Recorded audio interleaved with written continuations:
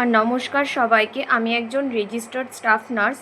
তো যারা newly parents বা যারা ডেলিভারির জন্য হসপিটালে যাচ্ছ, তারা কোন ডিসচার্জের সময় কোন কোন জিনিসগুলো প্রপারভাবে জেনে নিয়ে আসবে বা যেগুলো তোমাদের জানাটা জরুরি, সেটাই আজকের এই ভিডিওতে কথা বলবো।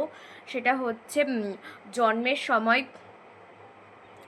তোমার বাচ্চার ওয়েট কত ছিল সেটা তুমি জানবে। তোমার যখন ডিসচার্জ হচ্ছে তখন তোমার বাচ্চার কতটা ওয়েট সেটা তুমি জেনে নেবে। তারপর তোমার বাচ্চাকে জন্মের সময় যে 3টে ভ্যাকসিন হসপিটাল থেকে প্রোভাইড করা হয়, তারপর বাকি ভ্যাকসিনগুলো বাচ্চারা মেনলি স্বাস্থ্যকেন্দ্র থেকেই পায়, বা কেউ যদি প্রাইভেট সেক্টরে প্রাইভেট পেডিয়াট্রিশিয়ানের থেকে নিতে চায় তো সেটা আলাদা ব্যাপার। প্রাইভেট পেডিয়াট্রিশিয়ানের থেকেও নেওয়া যায়। তো জন্মের সময় যে 3টে vaccine, BCG, hepatitis B, OPV 0, এই 3টে ভ্যাকসিনগুলো 24 ঘন্টার মধ্যে পেয়েছে কিনা, এবং সেটা তোমার যে পোলিও কার্ড যেটা সঙ্গে করে নিয়ে যাবে, সেই পোলিও কার্ডের ডেটটা লেখা হয়েছে কিনা সেটা জানবে।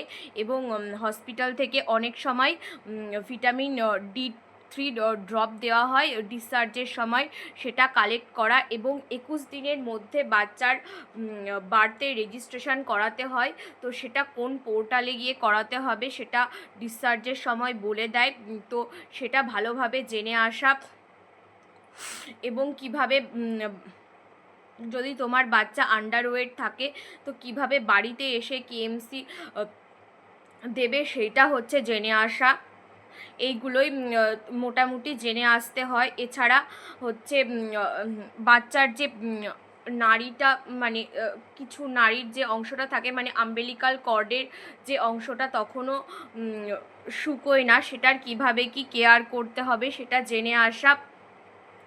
এগুলোই মেনলি ডিসচার্জের সময় জেনে আসতে হয়। এবং তোমার বাচ্চা যদি প্রপারলি ব্রেস্ট ফিডিং করতে না পারে, সেক্ষেত্রে তোমরা কিভাবে কি করবে সেটা জেনে আসা, বা তোমার ব্রেস্ট মিল্কের যদি ঠিকঠাক সাপ্লাই না হয় বা ব্রেস্ট মিল্ক না বেরোয়, ব্রেস্ট মিল্ক সিক্রেট না হয়, সেক্ষেত্রে কিভাবে কি করবে, বা তোমার যদি ব্রেস্ট এনগর্জমেন্ট থাকে বা ব্রেস্ট শক্ত থাকে, তাহলে সেক্ষেত্রে তুমি কিভাবে কি করবে সেটা জেনে আসা।